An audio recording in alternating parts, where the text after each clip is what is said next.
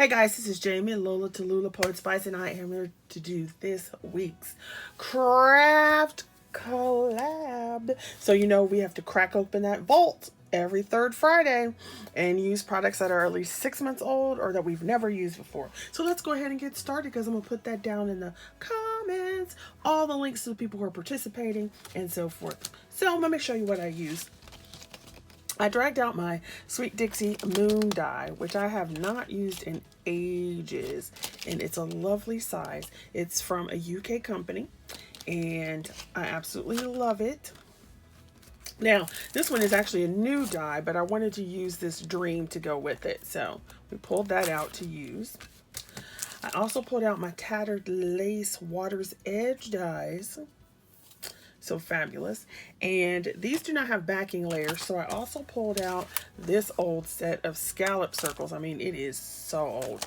I bought this in a D-stash like years ago, and it was old then. So those are the dies that I used. I used these Julie Nutting craft tags that I've had. I don't even know how long I've had these, but it's been a minute. So I was like, you know what? We're just going to use these and cut them up because they're pretty thick. So that's what we have pulled out.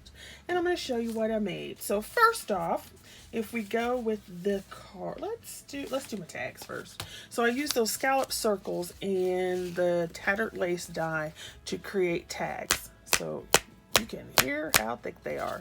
So I cut them from the Julie Nutting craft, and then I cut the top layer, I cut a bottom layer, and then I cut another layer. So each of them has 3 layers, and I punched a hole through it. I put some distress ink on top, and then I went over it with my alcohol markers because I wanted it darker than what it was showing up. So there's the dragonfly. So I did 2 of those. It's like you can hear how hard they are. And then I did the same thing with these, what do you call them? Water lilies. And what I'm going to do is put some string through these at the top, and I'm going to use them as tags on my pencil cases so that I can just go ahead and have a cute little tag, and on the back write what pencil sets are in the case, and then just hang it on the zipper. All right, then I used some card bases from Crafter's Companion because I have a ton of them. So I used some card bases, blah, blah, blah. So you can see where I use that scallop die again. And then here is the big kingfisher.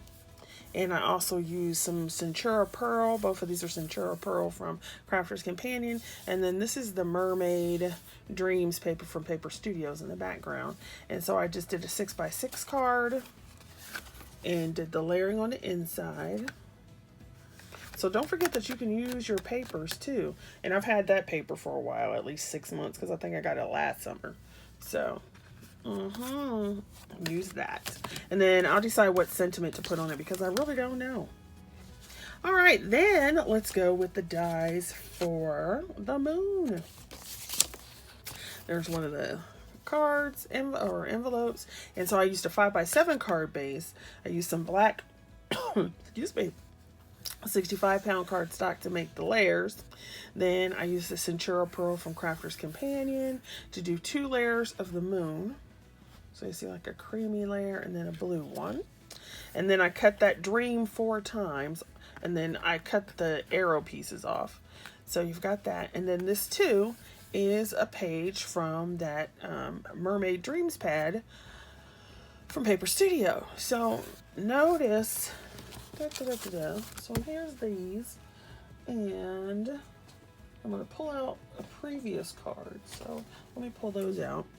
So this is the same paper pad. So if you look at the background, you got the same paper pad. And then it's the same paper pad for these 2, which I showed in a previous video.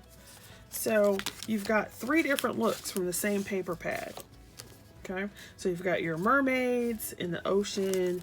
You've got just like a water lake kind of scene. And then you've got a night scene. So don't be afraid to use your papers in different ways.